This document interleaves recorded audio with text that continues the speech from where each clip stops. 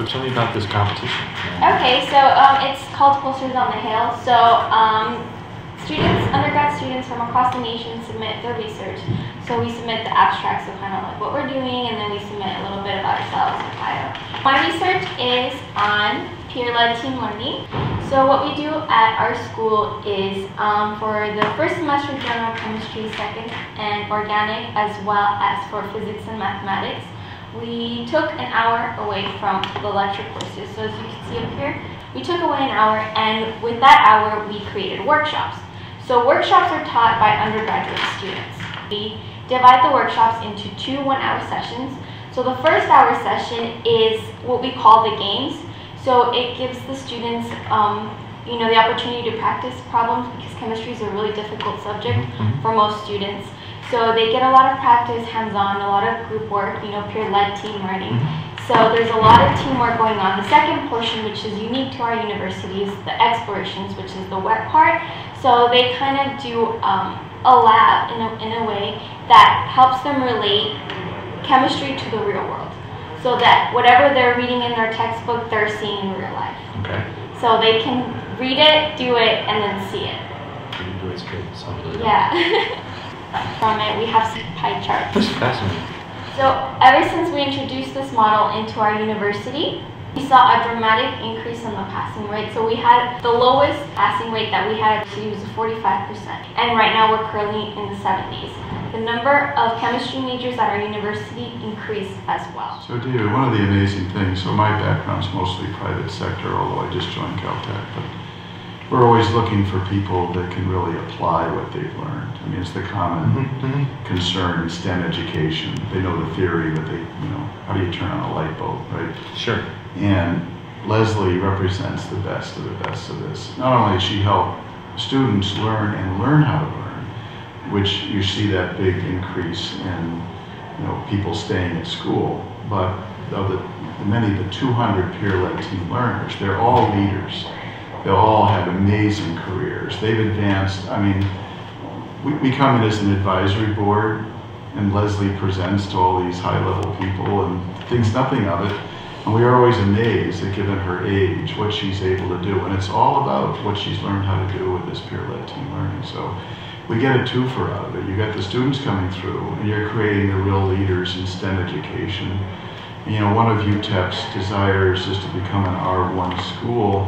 This is the seed corns. And Leslie's decided to go to med school, but many will be PhDs and come back and teach and do research. So this is a fabulously wonderful program. And the other thing that you're obviously learning is a skill that isn't the unintended consequence for the other. The schools don't have an opportunity. There isn't an opportunity for oral communication in schools at the university level, and very few schools emphasize it. So you graduate from school without having had the ability or the experience at speaking in front of groups and speaking to crowds and speaking to people, and that's so much a part of any occupation, but it's not part of a curriculum hardly anywhere. That's correct. And so you get all of these kids have that and get that experience in speaking in front of groups.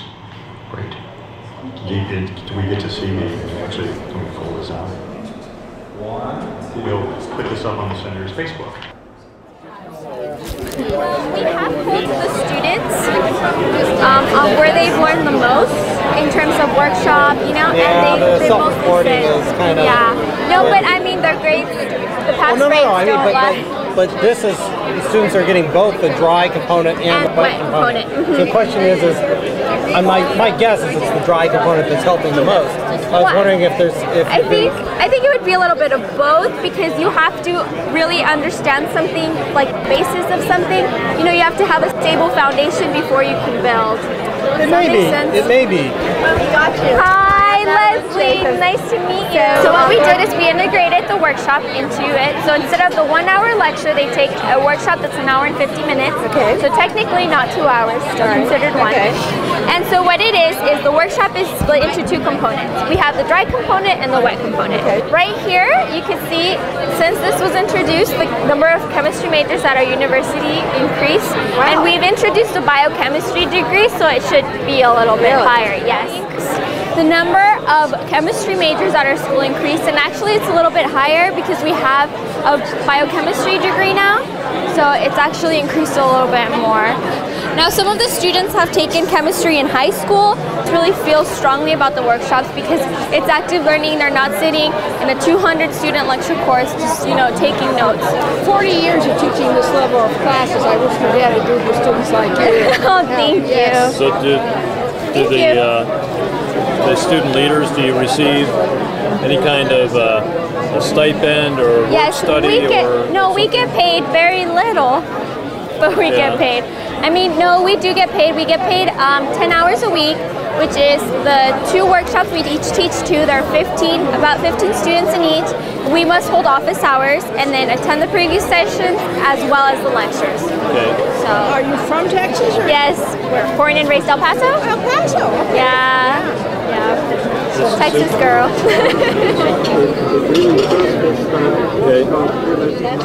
Leslie, I wanted to introduce you. And now Jim and I know each other also. I know. Hi, I'm Leslie. Nice to meet you. I'm the person who started this joint activity of ACS with the posters on the hill with her. Wow. Because I let you talk. I had brought my undergraduates. I was a member of her. And when I was ACS president, I said, you know, one of my goals for my presidency is to involve undergraduates in my activities. And I said, I want to make the Public Service Award to bring the posters on because I think the legislature would love it.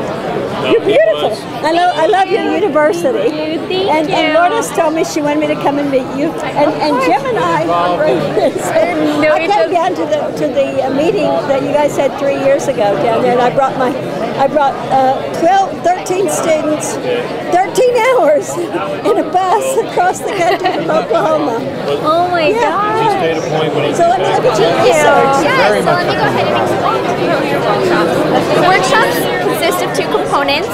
So we have the dry component and the wet component. So the dry component is kind of like games, so that the students are actively learning, participating in a lot of teamwork.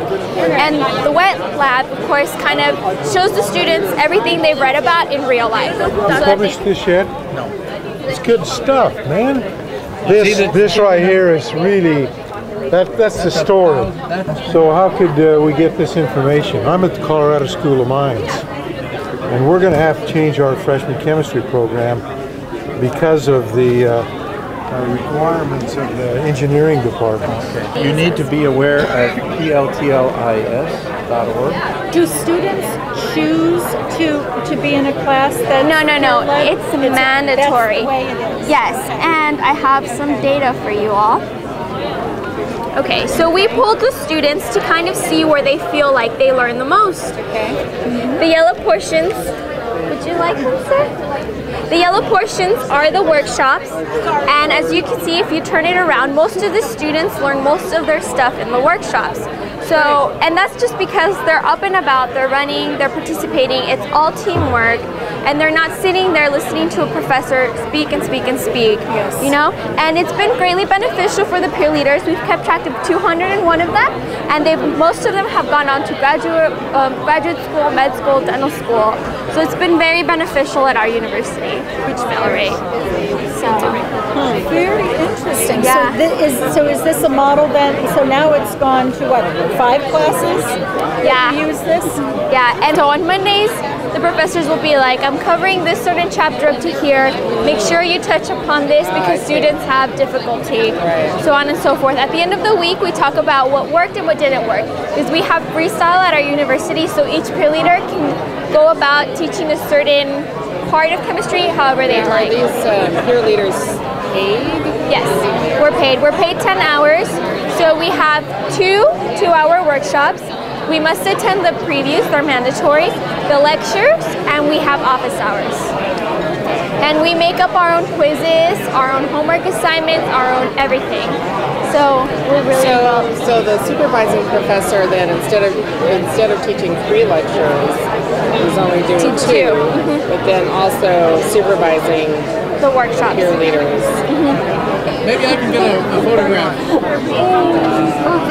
Thank you. To recognize you, Senator Paul, with the 2012 American Chemical Society Award for Public Service.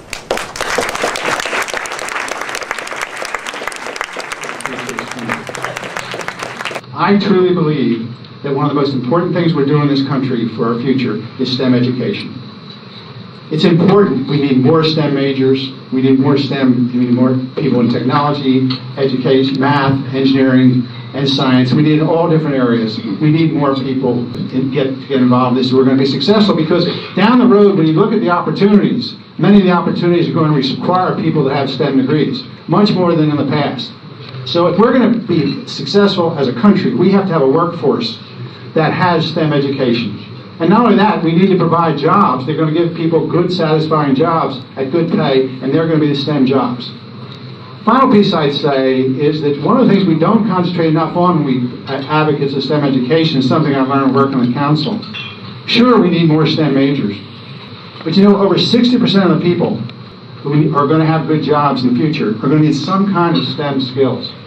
If you go out to Apple, and Apple's a big issue now with jobs, you're going to find a lot of scientists, a lot of technology, a lot of engineering, a lot of math, but you're going to find a lot of English majors too. Because a lot of the work that's going to have to be done is going to be done by people, and it's extremely helpful for those people if they have a STEM background.